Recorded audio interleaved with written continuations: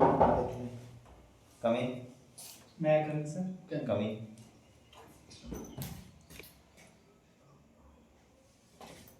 बैठ जाइए।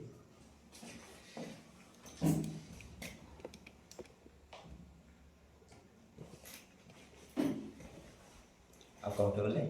Yes, sir. आप अपना परिचय दीजिए। सर मेरा नाम राजेश पंडित है। मैं एक ग्रामीण किसी परिवार से आता हूँ। मेरी पूरी शिक्षा हिंदी माध्यम में हुई है और मैं BA English honours SKBU Dumka से, MA हिंदी ऑनर्स इग्नू से और अनुवाद में PhD का कोर्स डिस्टेंस मोड से किया है। मुझे ऐतिहासिक जगहों पर घूमना पसंद है और फोटोग्राफी करना पसंद है और मैं अपने जीवन में अपने जितने भी कमजोरियां हैं उसको लगातार सुधार करना पसंद है और एक सक्षम, ईमानदार और संवेदनशील इंसान बनना है। जैसा कि आपने बताया कि आपने इंग्लिश ऑनर्स किया है, जी तो इंग्लिश ऑनर्स करने का आपका ख्याल कहाँ से है? सर, मेरा पूरी शिक्षा हिंदी माध्यम से हुई है, प्रारंभिक से लेकर 12th तक। तो मुझे ऐसा अनुभव हुआ कि मैं आगे चलकर अगर किसी भी जॉब में जाऊंगा, विशेषकर बैंकिंग या प्रशासनिक क्षेत्र में, तो वहाँ पे इंग्लिश की महत्ता भी हिंदी के समानांतर बहुत ज़्यादा है। इसलिए मैं अपने कार्यक्षमता बढ़ाने के लिए इंग्लिश माध्यम से ग्रेजुएशन किया।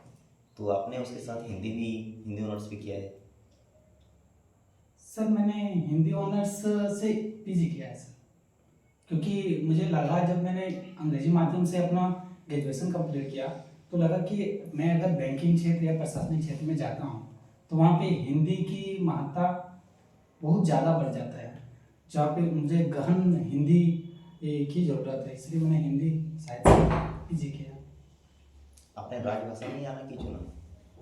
सर राजभाषा में जाना मैं तब चुना, एक मेरे पड़ोसी गांव के एक वरिष्ठ व्यक्ति हैं जो ऑलरेडी राजभाषा अधिकारी के रूप में कार्य कर चुके हैं।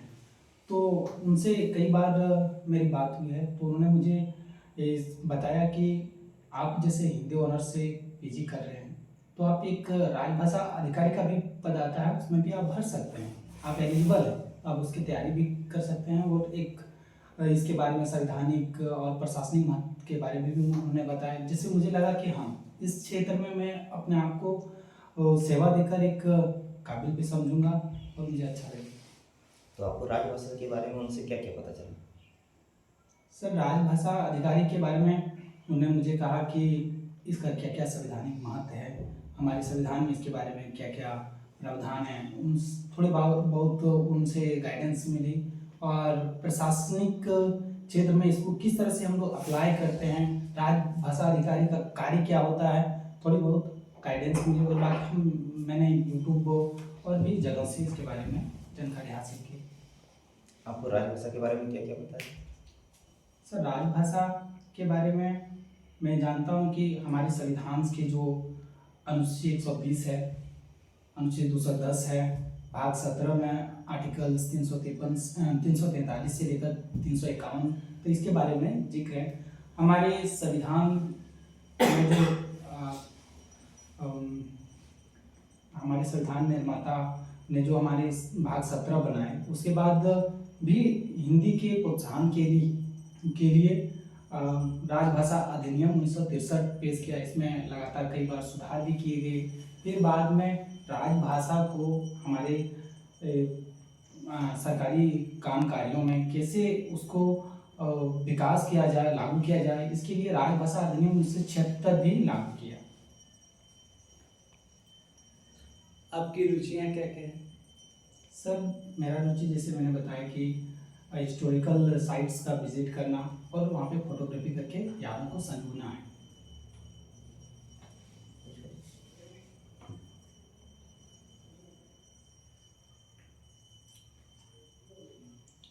आपकी सबसे बड़ी ताकत क्या है?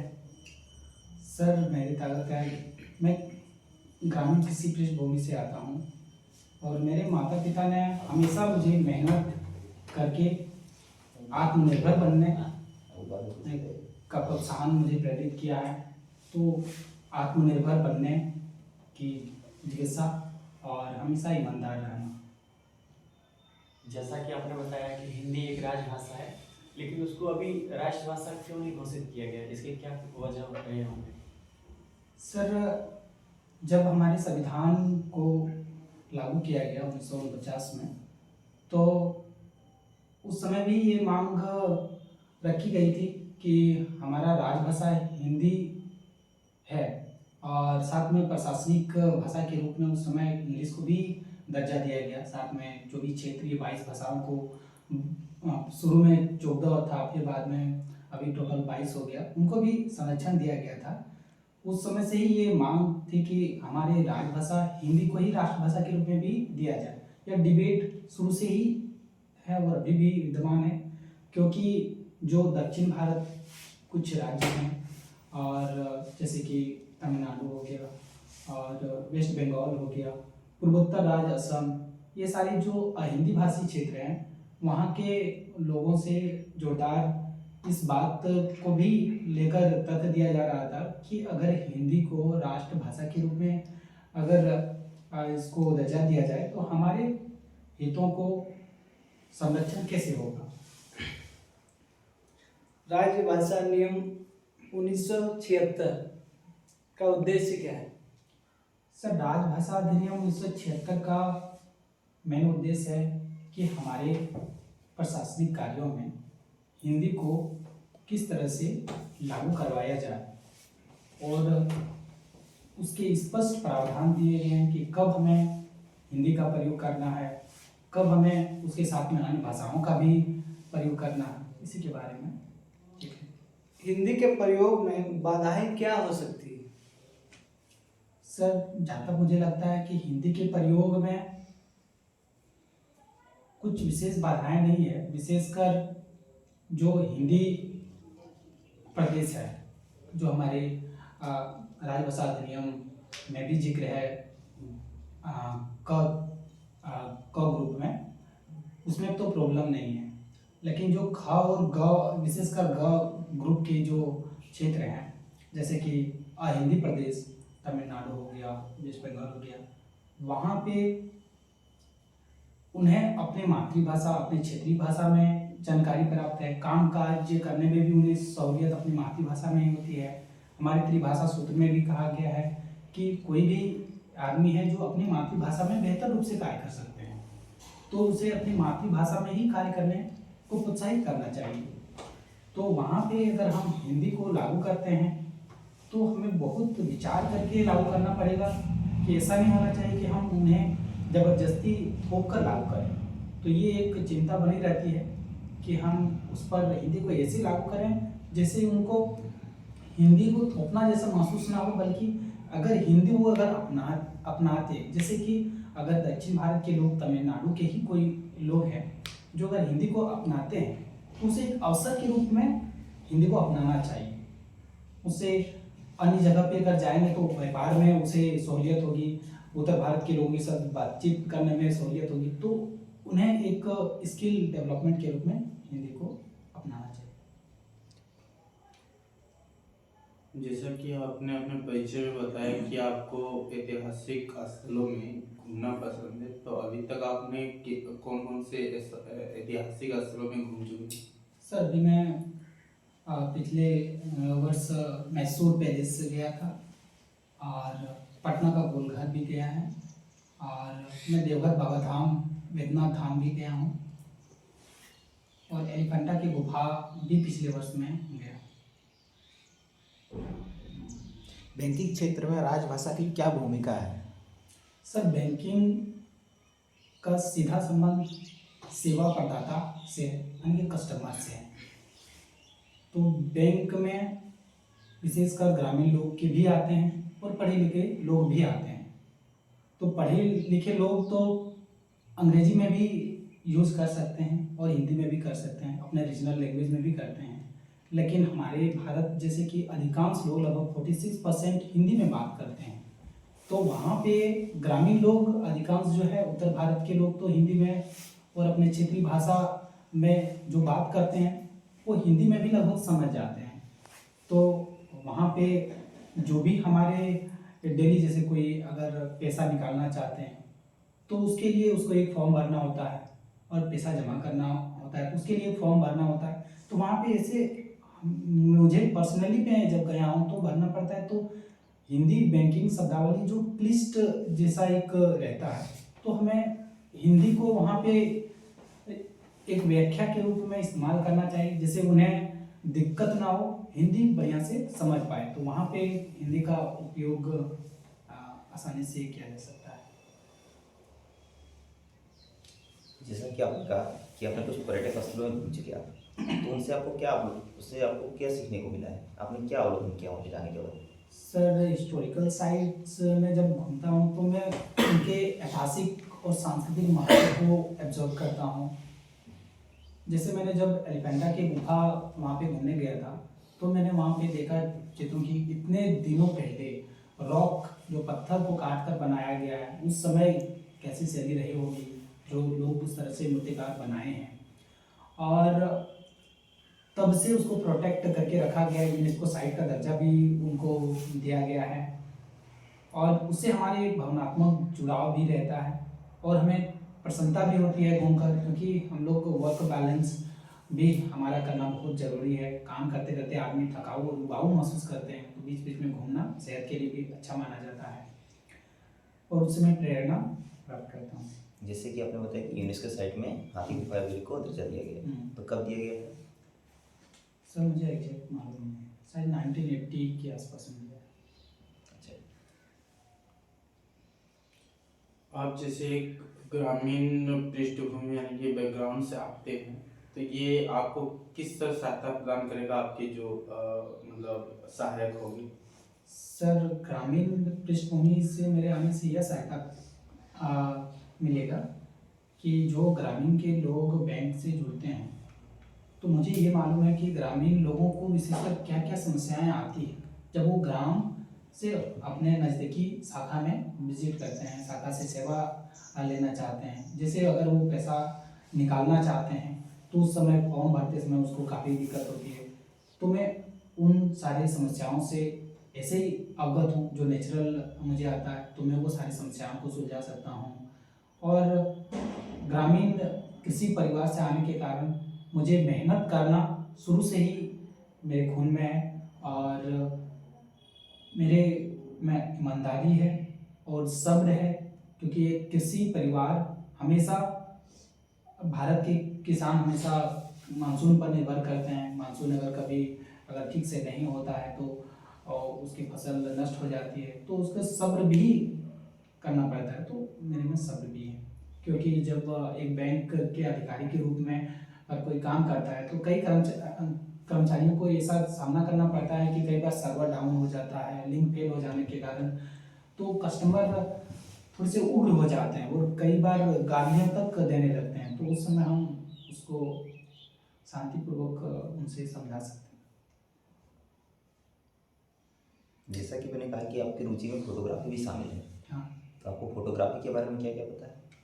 सर, फोटोग्राफी हम जब हिस्टोरिकल साइट या कहीं भी जाते हैं घूमने के लिए, तो मैं अपने उस क्षण को संजो के रखने के लिए फोटोग्राफी करते हैं। उससे मुझे ये सीख मिलता है कि जो मैं अपने प्रशासन अपने कार्यों में भी ये अप्लाई करता हूँ कि जब मैं देखता हूँ तो उसको सूक्ष्मता से अवलोकन करता हूँ कि यहाँ पे क्या चीज़ें हैं, कैसे हैं, और बाद में भी उसको ऑब्जर्व करके अगर कुछ जैसे रह गया कि हम यहाँ पे गए थे तो मुझे ये सारी चीज़ें देखने को मिला, अगर हम नेक्स्ट कहीं पे और जगह में जाऊँगा तो मैं और क्या क्या देख सकता हूँ और किस एंगल से फोटोग्राफी कर सकता हूँ, तो मुझे और भी अच्छा लगेगा। तो वैसे प्रशासनिक क्षेत्र में इसको अगर उपयोग के बारे में कहूँ तो जब मैं एक कोई कार्य या कार्यालय में जाऊँगा निरीक्षण करने के लिए कि वहाँ पे भाषा का किस तरह से उपयोग हो रहा है और मुझे कुछ कमियां भी नज़र आएंगी, तो मैं उसको किस तरह से सुधार करूँगा, तो इस तरह से अवलोकन करने में मुझे निरीक्षण करने में सहायता मिलेगी। जैसा कि फोटोग्राफी में आपको केवल ऐतिहासिक स्थलों का ही फोटोग्राफी करना पसंद है या सर, किसी अन्य चीज़ों जहाँ का? भी जाता हूँ वहाँ पे फोटोग्राफी करना पसंद है, जहाँ पे अलाउड है सर्विसेज का, क्योंकि कई जगह ऐसा होते हैं जहाँ पे अलाउड नहीं होते हैं, फोटोग्राफी प्रतिबंधित होते हैं, तो वहाँ पे। आप आप 5 वर्षों के बाद आप स्वयं को कहाँ देखना चाहेंगे? सर 5 वर्षों के बाद मैं स्वयं को, मैं जिस भी संस्थान में कार्य करूँगा वहाँ पे एक विश्वास पात्र के रूप में, एक अधिकारी के रूप में देखना चाहूँगा, जो अपने काम से सजग रहेगा, संतुष्ट रहेगा और लगातार प्रयास करता रहेगा। हमें आपको क्यों चुनना चाहिए? आपकी क्या विशेषताएं हैं? सर मैं ऑनेस्ट हूँ, मैं ग्रामीण पृष्ठभूमि से आता हूँ, तो मुझे धैर्य भी है और मैं इस पद के लिए जो भी आवश्यक योग्यताएं हैं वो फुलफिल करता हूँ। मैंने अपनी जो पूरी शिक्षा हिंदी माध्यम से की है और ग्रेजुएशन इंग्लिश ऑनर्स से किया है, तो मेरी द्विभाषिकता जो है वो मुझे इस कार्य के लिए और भी बेहतर बनाती है। इसलिए मैं इस कार्य के लिए अपने आप को योग्य समझता हूँ और मैं इस कार्य में आने के लिए इच्छुक भी हूँ। आपकी सबसे बड़ी ताकत क्या है और सबसे बड़ी कमजोरी क्या है? सर मेरा सबसे बड़ी ताकत लगातार अपने कमजोरियों को सुधार करते रहना है। और आपकी कमजोरी? सर कमजोरी है, कुछ कमजोरियां हैं, जैसे कि मैं कई बार अगर कोई काम करता हूँ तो उसमें उसकी गुणता को लेकर बहुत ज़्यादा अंदर तक घुस जाता हूँ, तो इसलिए कई बार अधिक समय लग जाता है। लेकिन मैं लगातार प्रयास कर रहा हूँ कि मैं उसको प्रबंधित तरीके से छोटे छोटे टुकड़ों में बांट के काम कार्य करूँ और समय पर पूरा करूँ। गुणवत्ता के लिए अंतर तक घुसना, ये तो अच्छी बात है। सर लेकिन उससे आप समय उसके भी बारे में ज़्यादा समय भी लग जाता है ज़्यादा सर। समय के लेकिन आप उसके बारे में अच्छे से जानकारी प्राप्त कर सकते हो उससे। सर लेकिन कई बार एज अ प्रशासनिक अधिकारी के रूप में देखा जाए तो कई बार होता है कि टाइम बाइंडिंग रहता है कि उस समय में भी ही काम आपको करना पड़ेगा और नहीं तो हानि हो सकती है। बैंकिंग कानूनी तौर पर भी बहुत ज़्यादा इम्पोर्टेंट है, तो उस समय वो सारी चीज़ों को मैं समझता हूँ कि ये मेरे नकारात्मक। जैसा कि कई बार समय की पाबंदी होती है, तो उस टाइम आपके पास समय का दबाव रहेगा, तो दबाव में आप किस तरह कार्य करेंगे?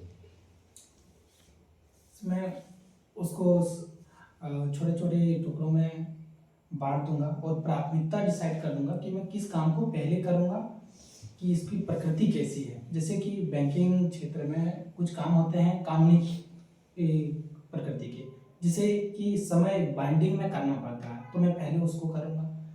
फिर जैसे कि कोई कार्यालय का हमको अगर निरीक्षण करना हो तो मैं उसको थोड़ा सा शेड्यूल डिले भी कर सकता हूँ, वहाँ से जो भी मेरे अधिकारी हैं कर्मचारी हैं उनसे बात करके।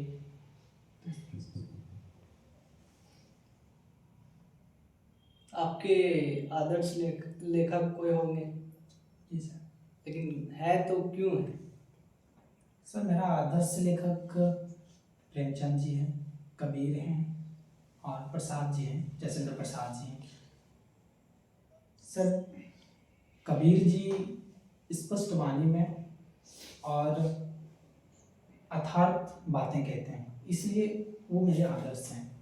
प्रेमचंद्र जी सामाजिक जीवन से रिलेटेड जो भी चीज़ें हैं वो गहराई से समझते हैं और उसको अपने जो भी उपन्यास है कहानी है उनके माध्यम से व्यक्त किया है। तो मुझे ये समझ में आया कि प्रेमचंद्र जी समाज में जो भी चीज़ें घटी हुई है उसे सच्चाई से अपने रचनाओं में ब्यौरा के रूप में प्रस्तुत किए हैं। तो मैं भी अपने जीवन में उनके जो भी रचनाएं हैं पढ़कर मुझे ऐसा करने को प्रेरित मिला है। और जो जयचंद्र प्रसाद जी हैं उनसे मुझे ये सीखने को मिला है कि कोई भी इंसान हो, विशेषकर अगर शिक्षित इंसान है तो उसे भाषा पर भी पकड़ ठीक से रहना चाहिए, क्योंकि वार्तालाप हो, कम्युनिकेशन हो किसी के साथ में तो एक अच्छी तरह से होना चाहिए शुद्धता के साथ में। मुंशी प्रेमचंद जी का जन्म कब और कहाँ हुआ था? सर मुंशी प्रेमचंद जी का जन्म 30 जून 1880 को हुआ था लमही उत्तर प्रदेश में। 31 जुलाई। जी सर। मुंशी प्रेमचंद्र जी जो है, तो आपने उसकी कुछ पुस्तकें पढ़ी होंगी, जी सर। कुछ कहानियाँ पढ़ी होंगी, हाँ। तो आप उनकी कुछ कहानियों से आपको क्या सीखने को मिला है? सर मुंशी प्रेमचंद जी का कहानी बड़े घर की किसी बेटी। एक कहानी का परिचय लेके बताइए। बड़े घर की बेटी मैंने पढ़ा है। उस कहानी में विशेषकर प्रेमचंद जी ने अपने माता जो है उनके बारे में ही, उनके ज़िंदगी के बारे में ही लिखते हुए उस कहानी को लिखा। उसमें एक बड़े घर की बेटी होती है, अमीर घर की, उसका एक मिडिल परिवार में शादी हो जाता है। उसकी मम्मी जो है वो आदर्श गृहिणी के रूप में हमेशा कार्य करती रहती है, लेकिन बीच में ऐसा देखने को मिलता है कि उसका जो मायके होता है और उसका ससुराल के बीच में थोड़ा सा तकझक हो जाता है अमीरी और मिडिल वर्ग को लेकर। तो लेकिन फिर भी अंतिम में ऐसा देखने को मिलता है कि जो बड़े घर की बेटी है उसमें आदर्श है, आदर्श की गृहिणी बहू बनने का योग्यता है, जो उसकी मम्मी के रूप में जो मुख्य जो पात्र है वो प्रूव करते हैं।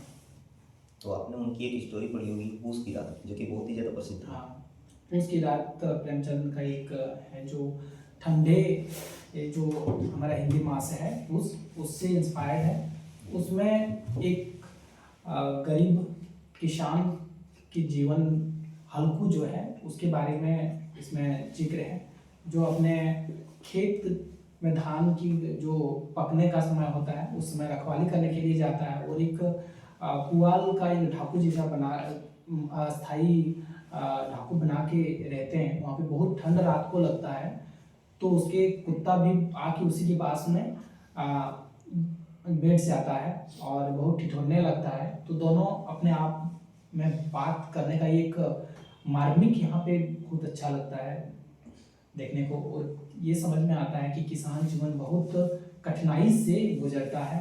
और खुद मैं एक किसान परिवार से बिलोंग करता हूँ, तो ये सारी चीज़ों में खुद भी देखा भी। अगर कोई अधिकारी हिंदी का प्रयोग ना करे तो आप क्या करेंगे? सर सबसे पहले तो मैं ये जानूंगा उनसे, पर्सनली बात करूंगा कि आप हिंदी का प्रयोग क्यों नहीं कर रहे हैं। अगर उनकी हिंदी ना प्रयोग करने के पीछे उनकी क्या मजबूरी है, हो सकता है कि वो हिंदी नहीं जानते हैं, कार्य नहीं कर पाते हो, या कई अधिकारी होते हैं जो हिंदी में बोलने पर थोड़ा सा अच्छा महसूस नहीं करते हैं, इंग्लिश को थोड़ा ज़्यादा अच्छा मानते हैं। तो उस तरह से मैं देखूंगा और उनको ये अपने जो भी हमारे संवैधानिक प्रावधान है, नियम है, उनका मैं उसे रेफरेंस देकर समझाऊंगा कि हमारे संविधान में इस तरह है, आप इसको ज़रूर बोलें। और मैं खास करके हिंदी भाषा के उसके बोले जाने पर क्या क्या लाभ हो सकते हैं, वो सारे लाभ के बारे में बताऊंगा और उसे प्रेरित करूंगा। जैसे कि आपका जूता को हम नोटिस किए हैं, ये जूता ज़्यादातर पुलिस लाइन में ही यूज होता है, तो आप इसको कैसे चुने? आपका एलिजिबल मतलब जैसे पुलिस बनने का भी कुछ ख्याल मन में है? सर जूता तो मैं ऐसे फॉर्मल करके मैं ले लिया था, तो वैसे मैं पुलिस लाइन में भी ट्राई मैंने किया है। तो अभी तो वैसे मेरा एज पुलिस लाइन में जाने से लगभग बहुत ही हो गया, मैं सारे पुलिस में नहीं जा सकता हूँ, लेकिन अगर जाने का ही रहेगा तो मैं वहाँ भी जाके देश का सेवा करने के लिए तैयार हूँ। जैसे कि किस में ट्राई किए थे आप? सर मैंने शुरुआत में यूपीएससी का कुछ फॉर्म डाले थे, लेकिन उसमें नहीं हो पाए, तो फिर मैं सीआरपीएफ का भी मैंने डाला हूँ। हाल ही में एसएससी का जूनियर हिंदी ट्रांसलेशन का भी पोस्ट डाला है। वहाँ पे सीआरपीएफ में भी ट्रांसलेटर बनने का अगर मौका मिलेगा तो वहाँ भी मुझे वर्दी मिल सकता है। आपकी उम्र कितनी हो चुकी होगी? सर लगभग 29 लगभग आप 30 के होने वाले हैं। सर। तो आप 30 के होने वाले, आपने शादी क्यों नहीं की अभी तक? सर मुझे लगता है कि शादी एक व्यक्तिगत मामला है, लेकिन ये शादी जो है, जब कोई भी व्यक्ति जो है आत्मनिर्भर और वो काबिल हो जाए तो उन्हें शादी करने का विचार करना चाहिए। तो मैं भी अपने अपने हाँ, भविष्य पे ध्यान देना है। हाँ, अपने करियर पर फोकस कर रहे हैं। ठीक है। हिंदी की नहीं, ये तो हो चुका है। क्या आपको ऐसा नहीं लगता है कि हिंदी को राजभाषा के नाम पे विभिन्न जो राज्य है उस पे थोपा जा रहा है? सर कुछ राज्य ये तर्क देते हैं, विशेषकर दक्षिण भारत के राज्य, कि हम पर हिंदी थोपा जा रहा है, लेकिन मुझे नहीं लग रहा है कि उन पर ये हिंदी थोपा जा रहा है, क्योंकि अगर दक्षिण भारत के लोग अगर हिंदी सीखते हैं तो उसे उत्तर भारत के तमाम राज्यों में कार्य करने या सरकारी जॉब में जाने का मौका मिलेगा, तो उसे अतिरिक्त अवसर मिलेगा।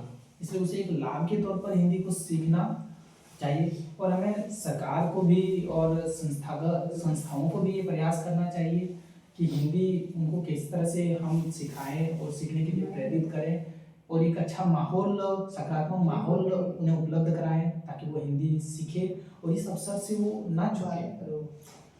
क्या राजभाषा का अर्थ है केवल हिंदी को ही थोपना? नहीं सर, राजभाषा का अर्थ है कि हमें अपने प्रशासनिक कार्यों में हिंदी के साथ साथ उन तमाम भाषाओं का भी प्रयोग करना है जिनसे लोगों को सहूलियत हो उसमें, क्योंकि हिंदी हमारे भारत के सबसे बड़ी भाषा है और लगभग 46% आबादी हिंदी को अच्छी तरह से बोल सकते हैं। तो इसके लिए हिंदी को हमें प्रोत्साहन